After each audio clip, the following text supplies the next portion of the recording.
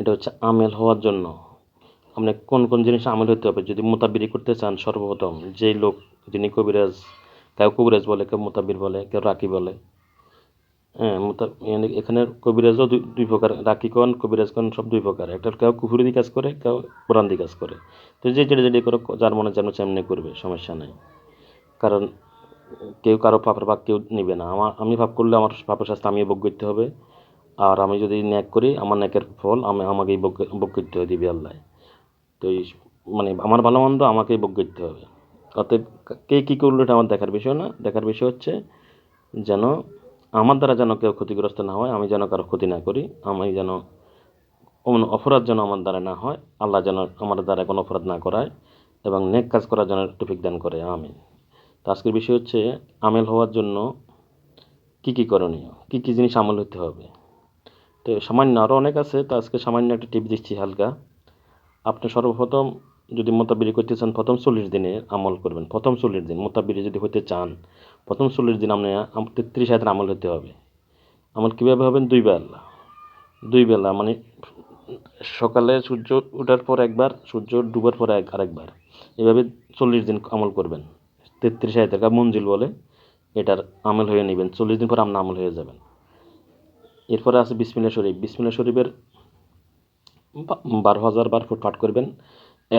এক সপ্তাহে পারেন, আর 15 দিনে পারেন, 21 দিনে পারেন, 12,000 বার পাঠ করে নেবেন, আদায় করে নেবেন। এরপর থেকে শুধু 11 বার করে পড়লে ছাড়বে। 11 বার বা 21 বার পড়বেন প্রতিদিন, আমল জারি রাখার জন্য।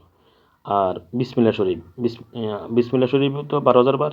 এরপর আউযুবিল্লাহ 12,000 বার, আউযুবিল্লাহি মিনাশ শাইতানির রাজিম, এটাও 12,000 পাঠ করবেন। 21 দিনে করেন আর এক সপ্তাহ করেন। 3 নম্বরে আছে সেল কাপ। 41 বার করে 41 দিন পাঠ করবেন। 41 বার করে 41 দিন, হ্যাঁ, তাহলে আপনি এটা আমল হয়ে যাবেন। এরপরে আছে আপনার ইসমে আজম। 41 বার করে 41 দিন। এরপর আলিকান মালিকান তালিকান, এটাও 110 বার করে পাঠ করবেন। এটা 21 দিন করবেন। আলিকান মালিকান তালিকান 110 বার করে 21 দিন পাঠ করবেন, এটার আমল হবেন। জারি রাখার জন্য দৈনিক 11 বার পাঠ করবেন। এরপর আয়াতুল কুরসি। আয়াতুল কুরসি সর্বোচ্চ উত্তম হইল 313 বার করে 40 দিন। আর যদি না পারেন অন্তত 100 বার করে 40 দিন পাঠ করবেন আয়াতুল কুরসি, 100 বার করে, আমেল হওয়ার জন্য। আচ্ছা, এরপরে হচ্ছে সুবহুন কুদ্দুসুন রাব্বুল মালাইকাতি ওয়ার রূহ।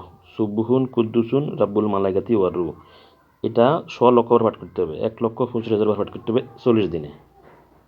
3,165 বার করে পড়বে মনে হয় প্রতিদিন। এটা হলো রুহানি শক্তি বৃদ্ধির জন্য।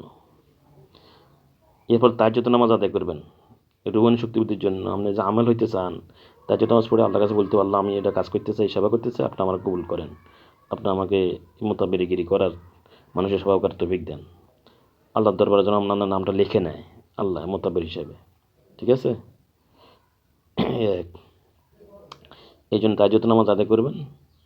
আদায় করে ওই মনে দিয়ে উঠাই বলবেন যে আল্লাহ আমাকে মোতাবের হিসেবে কবুল করো। এরপর আছে কাশফ খোলার জন্য আমল করবেন। কাশফ খোলার আমল অনেক আছে, এটা আপনার উস্তাদ উস্তাদ থেকে জেনে নেবেন, এবং উস্তাদের সাথে থেকে যোগাযোগ রেখে কাজ করবেন কাশফ খোলার আমল। এবং এটা বাধ্যতামূলক, কাশফ খুলে নিতে হবে, এই যদি মোতাবেরিগিরি করতে হয়। না হলে তুলাসী লাগবে। তুলাসী যদি অন্য সময় পাওয়া যাবে না, তখন কী করবেন? আচ্ছা, এই হলো কাশফ খোলার ব্যাপার।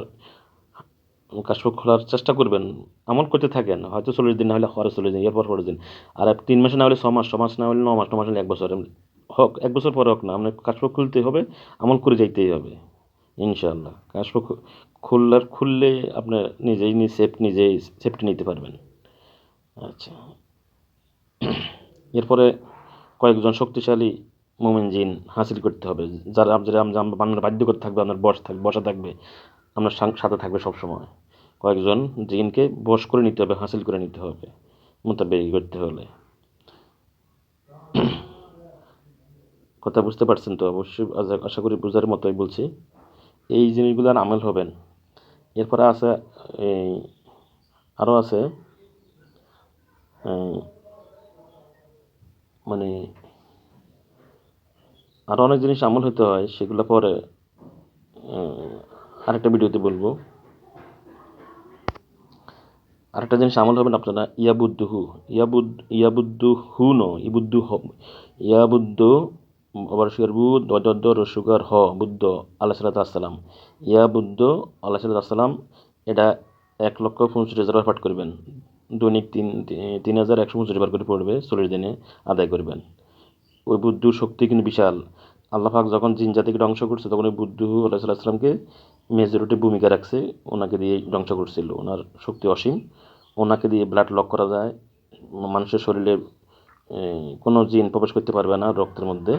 ওই ব্লাড লক বা শরীর বন্ধ করা যায় ওনার মাধ্যমে। যদি ওনাকে কেউ হাসিল করতে পারে তাহলে উনি ওই ব্লাড লক করে দিলে ওই রুগী আর অসুস্থ হবে না, রুগীর কোনো জিন তার শরীরে প্রবেশ করতে পারবে না, জাদু প্রবেশ করতে পারবে না, ওই উনি ব্লাড লক করে দেয়। এই ইয়া বুদ্ধ হুজুর এটা আমার আমল হইতে হবে, কিন্তু 1,65,000 বার পাঠ করতে হবে। পাশাপাশি ওই ইয়া আরও 4জন ফেরেশতা আছে, এদের নাম নিতে হবে। এটা যদি যাদের প্রয়োজন হয় আমার সাথে ফোন যোগাযোগ করেন, আমি ওই 4জন ফেরেশতার নাম বলে দেবো। ইয়া জিব্রাহিল বিহাক্কে ইয়াবুদ্দুহু, হ্যাঁ, ইয়া দাদ্রাইল বিহাকি ইয়াবুদ্দুহু, ইয়া আতরাইল বিহাকি বুদ্ধু, ইয়া তানকাফিল বিহাকি বুদ্ধু। এটা 100 বার করে পাঠ করতে হয়। যাক, এটা যদি কারো থাকে আমার কাছে ফোন দিয়েন। আচ্ছা, আর একটা হলো আলিকান মালিকান তো বলছি, এটা কিন্তু 110 বার করে করবেন। এটা আপনার আলিকান মালিকান তালিকানে কিসে কাজ করবে? যদি কোনো বজ্জিন আপনার ক্ষতি করতে চায় তাকে জ্বালাই দিবে, 1। 2 নম্বর আপনার রজওয়াত বন্দিশ কাটিয়ে দিবে। রজওয়াত বন্দিশ কাটার জন্য আলিকান মালিক হুজুর অত্যন্ত কার্যকরী শক্তিশালী, অত্যন্ত কার্যকরী শক্তিশালী। যে জিনকে পৃথিবীর কেউ ধরে আনতে পারে না তারা উনি ধরে আনতে পারে। যত বড় জাদুঘর যিনি হোক, তারা জ্বালাই দিতেও পারবে এবং ধরিয়ে আনতে পারবে। এই আলিকান মালিকান হুজুর, এই জন্য এটার আমল হবেন 110 বার করে 21 দিন পাঠ করবেন।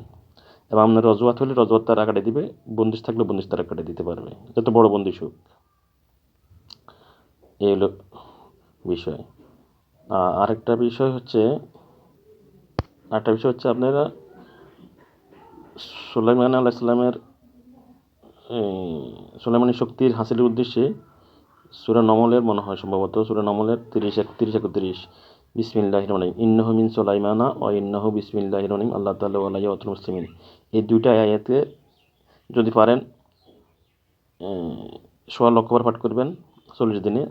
আর না পারলে দৈনিক 100 বার করে পাঠ করবেন, কমপক্ষে দৈনিক 100 বার পাঠ করবেন। ঠিক আছে, এই আয়াতটার।